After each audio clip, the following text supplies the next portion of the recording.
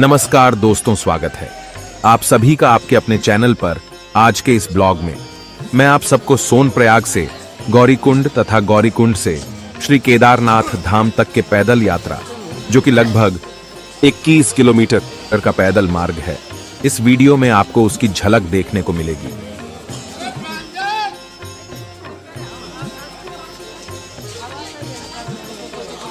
मैं कोशिश करूंगा कि कम से कम समय में मैं आपको गौरीकुंड से बाबा केदारनाथ धाम तक की पैदल यात्रा के घर बैठे दर्शन करा सकूं। जो लोग पहली बार मेरे चैनल पर आए हैं, पहली बार मेरी वीडियो को देख रहे हैं, सबसे पहले आपको और आपके परिवार को मेरा प्यार भरा नमस्कार। उम्मीद करता हूं आपको मेरी यह वीडियो पसंद आएगी।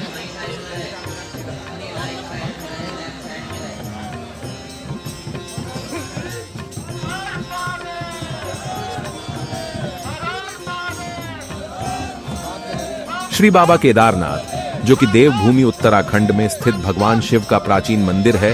केदारनाथ धाम उत्तराखंड राज्य में रुद्रप्रयाग जिले में स्थित है। यह प्रसिद्ध मंदिर रुद्रप्रयाग से लगभग 90 किलोमीटर की दूर पर स्थित है।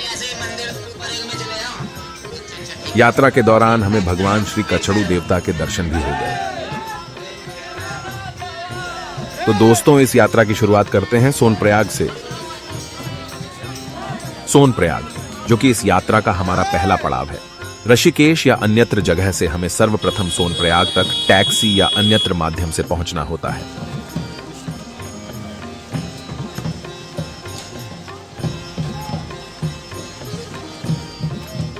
इससे आगे का सफर हमारा पैदल होता है।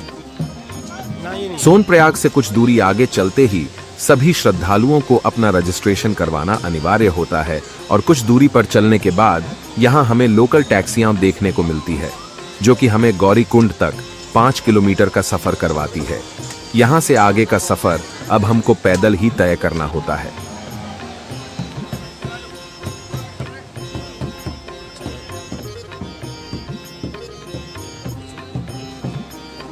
गौरीकुंड नामक स्थान केदारनाथ मार्ग पर पड़ता है। इसी स्थान से केदारनाथ मंदिर के लिए एक पैदल मार्ग प्रारंभ होता है, जो कि 2013 से पहले 16 किलोमीटर का पैदल मार्ग था। लेकिन 2013 में आई आपदा के बाद इस मार्ग में थोड़ा इजाफा हो गया और अब यह मार्ग लगभग 21 किलोमीटर का है। गौरीकुंड एक गर्म जल का कुंड है और इसी कुंड के कारण इस स्थान का नाम गौरीकुंड पड़ा।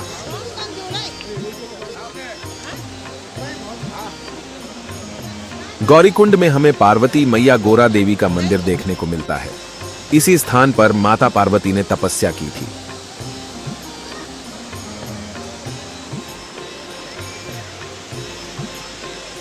माता पार्वती ने भगवान शिव की प्रथम पत्नी सती का पुनः जन्म लिया था और माता पार्वती ने भगवान शिव को पति के रूप में पाने के लिए इस स्थान पर कठोर तपस्या की थी। अंतः में भगवान शिव ने माता पार्वती के प्रेम को स्वीकार किया तथा भगवान शिव ने इस स्थान पर माता पार्वती से शादी के प्रस्ताव को स्वीकार किया और बाद में माता पार्वती और भगवान शिव का विवाह त्रियुगी नारायण स्थान पर हुआ था।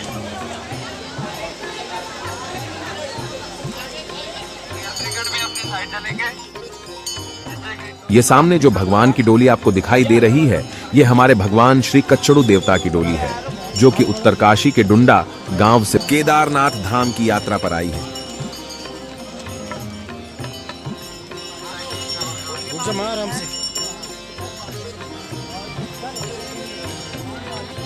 केदारनाथ मंदिर 12 ज्योतिर्लिंग में सम्मिलित होने के साथ 4 धाम और 5 केदार में से भी एक है।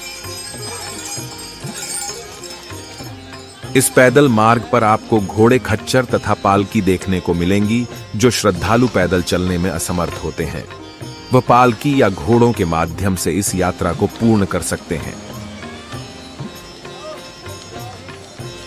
गौरीकुंड भगवान गणेश से भी संबंधित है। एक और पौराणिक कथानुसार माता पार्वती ने भगवान गणेश को प्रवेश द्वार पर खड़ा किया था।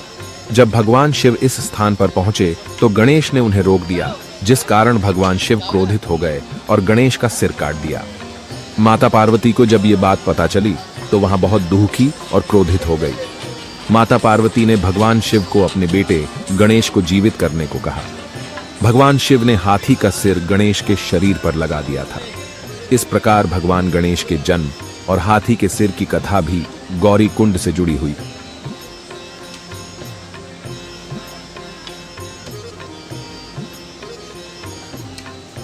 इस कुंड में यात्रियों द्वारा स्नान किया जाता है। तत्पश्चात गौरी देवी मंदिर के दर्शन भी किए जाते हैं और दर्शन के पश्चात ही बाबा केदारनाथ मंदिर के लिए फिर से पुनः पैदल मार्ग पर प्रस्थान किया जाता है।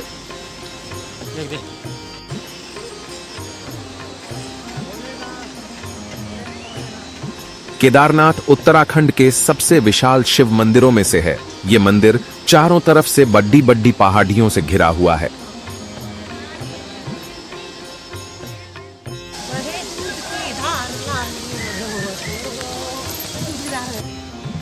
देवभूमि उत्तराखंड में 4 धाम स्थित है, जिनके नाम श्री बद्रीनाथ, श्री केदारनाथ, श्री गंगोत्री और श्री यमुनोत्री है।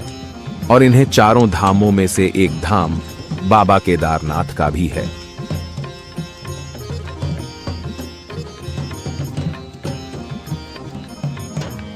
केदारनाथ मंदिर का शिवलिंग 12 ज्योतिर्लिंग में से एक है।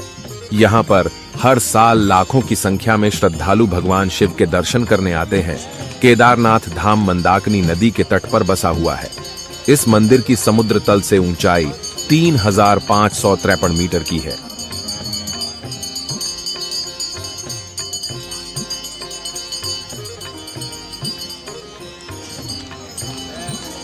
ऐसी मान्यता है कि चारों धामों की यात्रा के क्रम में सर्वप्रथम उत्तर काशी में स्थित मां यमुना के किनारे यमुनोत्री धाम से यात्रा की शुरुआत की जाती है, फिर गंगोत्री, उसके बाद केदारनाथ यात्रा और अंत में बद्रीनाथ धाम की यात्रा करने से ही श्रद्धालुओं की यात्रा पूर्ण मानी जाती है।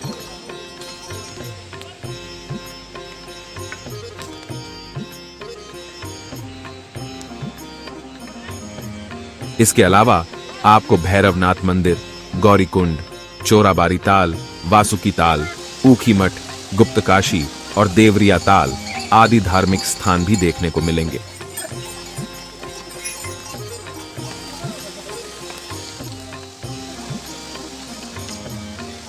यहां भगवान शिवलिंग की पूजा विग्रह रूप में की जाती है, जो बैल की पीठ जैसे त्रिकोणाकार रूप में है।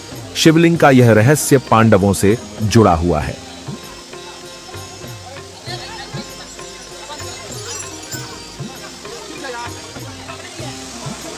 मंदिर के संबंध में कई मान्यताएं प्रचलित हैं। कहा जाता है कि पांडवों के द्वारा कुरुक्षेत्र युद्ध के दौरान अपने परिजनों की हत्या के पाप से मुक्ति के लिए भगवान शिव की शरण में जाना चाहते थे और इसके लिए वह भगवान शिव की खोज करने हिमालय की ओर गए। परिजनों की हत्या की वजह से भगवान शिव बहुत क्रोधित थे और भगवान शिव पतिताओं को माफ नहीं करना चाहते थे, जिस कारण भगवान शिव अंतर्ध्यान होकर केदार में जा बसे।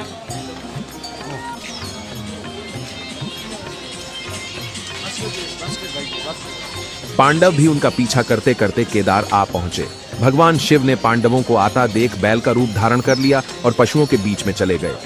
भगवान शिव के दर्शन पाने के लिए पांडवों ने एक योजना बनाई और भीम ने विशाल रूप धारण कर अपने दोनों पैर केदार पर्वत के दोनों ओर फैला दिए।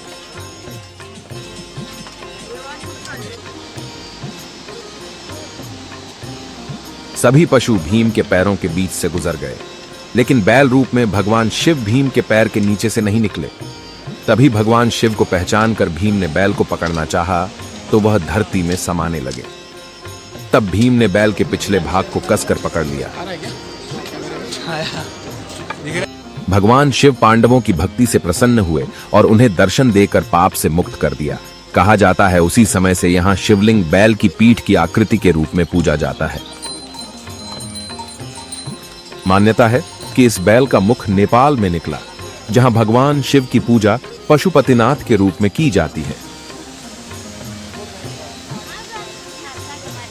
पौराणिक कथाओं में बताया गया है कि जब भगवान शिव बैल के रूप में आए तो उनके धड़ का भाग काठमांडू में प्रकट हुआ, जहां अब पशुपतिनाथ मंदिर है।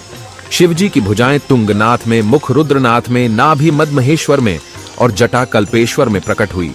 इन 4 स्थानों के साथ केदारनाथ धाम को मिलाकर पंचकेदार के रूप में पूजा जाता है।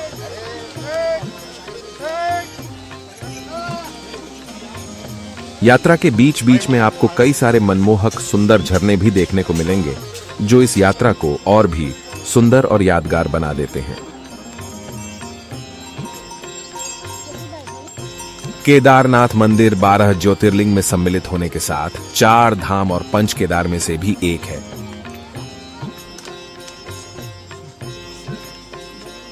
केदारनाथ धाम का उल्लेख स्कंद पुराण के केदार खंड में मिलता है। कहा जाता है कि मंदिर का निर्माण कत्यूरी शैली में हुआ है।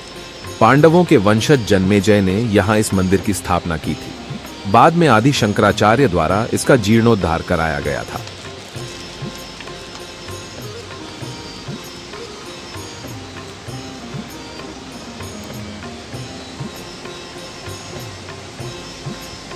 कुछ दूरी तय करने के बाद हमें रामबाड़ा नामक स्थान देखने को मिलता है। 2013 की आपदा में रामबाड़ा पूरी तरह से क्षतिग्रस्त हो गया था। यहीं पर आपको रुद्र वाटरफॉल भी देखने को मिलेगा।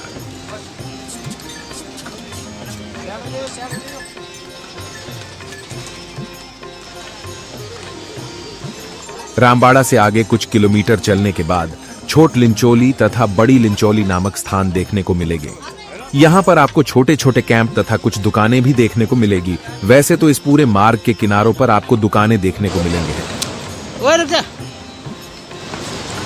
5 शैव तीर्थ, जिनमें से पहला पशुपतिनाथ नेपाल में, दूसरा कुमाऊं के जागेश्वर में, तीसरा गढ़वाल का केदारनाथ, चौथा हिमाचल के बैजनाथ तथा 5वां तीर्थ कश्मीर के अमरनाथ में स्थित है।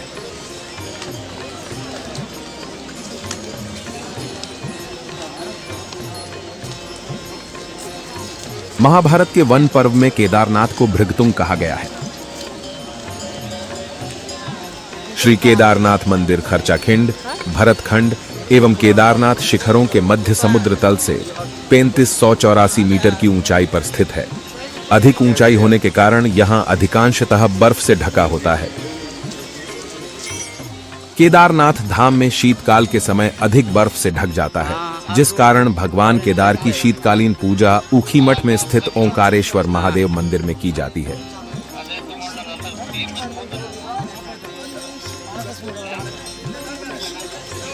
भैरवनाथ जी को भगवान श्री केदार का रक्षक देवता माना जाता है। केदारनाथ में भगवान की पूजा ब्रह्म कमल चढ़ाकर भी की जाती है।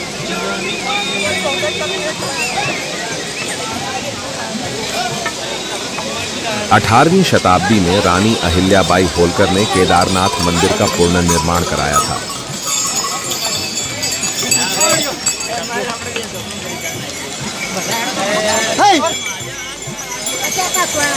श्री केदारनाथ मंदिर के पुजारियों को रावल कहते हैं, जो मैसूर के जंगम ब्राह्मण होते हैं, और उनका निवास स्थान ऊखीमठ में होता है।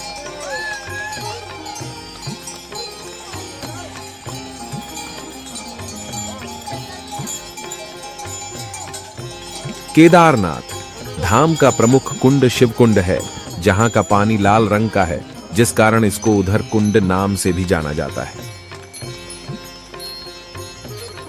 केदारनाथ मंदिर कत्यूरी निर्माण शैली में बना है, जिसमें भूरे रंग के पत्थर का प्रयोग हुआ है। यह मंदिर 6 फीट ऊंचे चबूतरे पर बना है। केदारनाथ मंदिर के गर्भगृह में त्रिकोण आकृति की ग्रेनाइट शिला है, जिसकी पूजा भक्तजनों द्वारा की जाती है। केदारनाथ मंदिर के कपाट खुलने की तिथि महाशिवरात्रि पर्व पर घोषित की जाती है और भैया दूज दीपावली के दिन कपाट बंद होने की परंपरा है।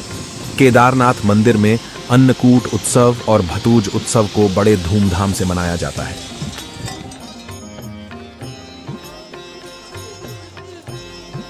जून 2013 को चोराबारी ताल या गांधी सरोवर में ग्लेशियर गिरने से मंदाकिनी नदी का जलस्तर बढ़ गया था, जिस कारण केदारनाथ में बाढ़ आ गई थी और मंदिर के पीछे एक बड़ी शिला बहकर आ गई थी। इसी शिला के कारण केदारनाथ मंदिर में बाढ़ का कोई प्रभाव देखने को नहीं मिला और कहा जाता है कि यहाँ शिला ही भीमशिला है और तब से ही इस शिला की पूजा अर्चना भीमशिला नाम से की जाती है। इसके अलावा आपको भैरवनाथ मंदिर, गौरीकुंड, चोराबारी ताल, वासुकी ताल, ऊखीमठ, गुप्तकाशी और देवरिया ताल आदि धार्मिक स्थान भी देखने को मिलेंगे।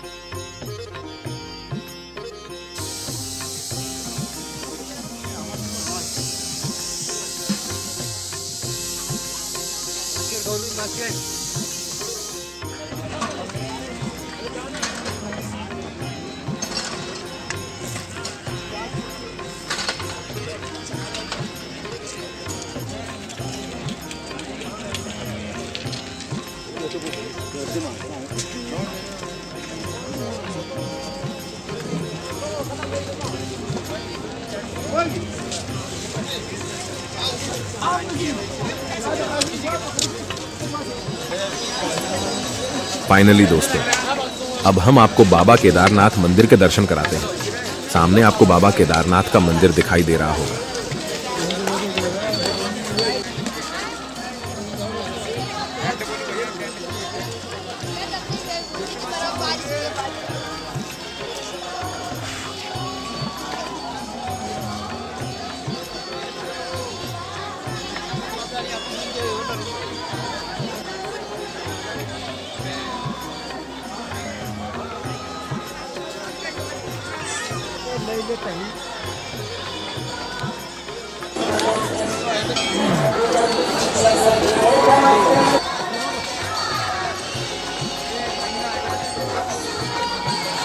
हमारी यह पैदल यात्रा सुबह के तकरीबन 7 o'clock बजे से लेकर शाम के 6 o'clock बजे तक की रही है।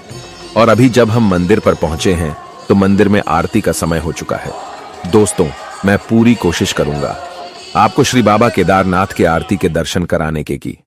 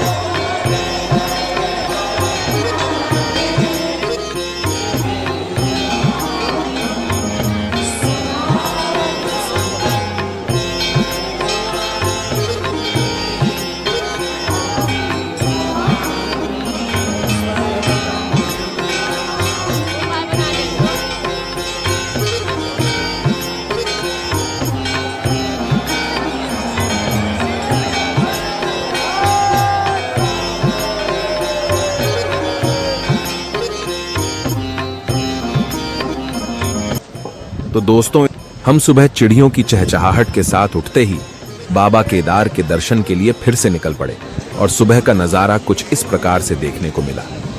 मंदिर के चारों ओर की पहाड़ियों में बर्फ देखने को मिली। सुबह सभी श्रद्धालु मंदिर के अंदर भगवान शिव के दर्शन करने के लिए लाइन पर खड़े थे।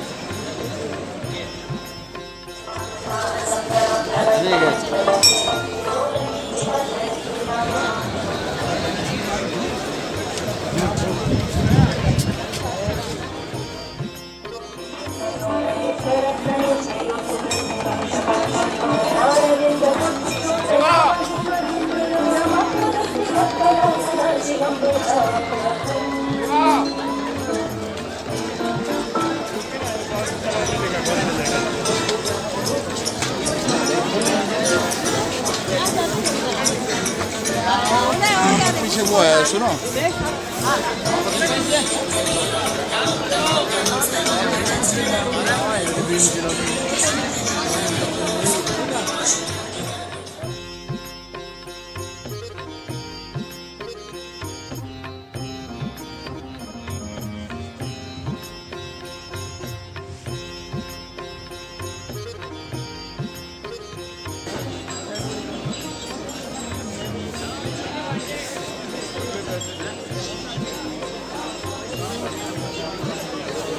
बाबा केदारनाथ मंदिर के पीछे कुछ दूरी पर जाने के बाद हमें आदि गुरु शंकराचार्य जी की समाधि स्थल भी देखने को मिलता है।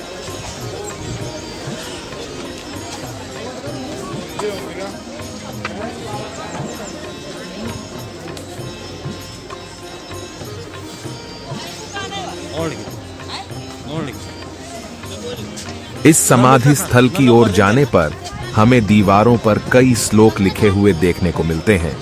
ओम नमो भगवते रुद्राय नमः, ओम तत्पुरुषाय विद्महे महादेवाय धीमहि तन्नो रुद्रः प्रचोदयात्।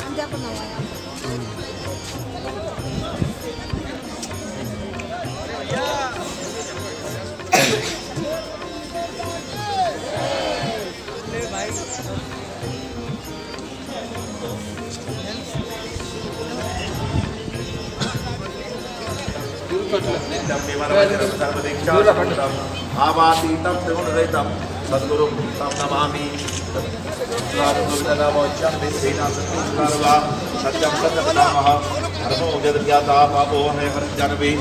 मैं आशा करता हूं कि आपको मेरा ये ब्लॉग पसंद आया होगा।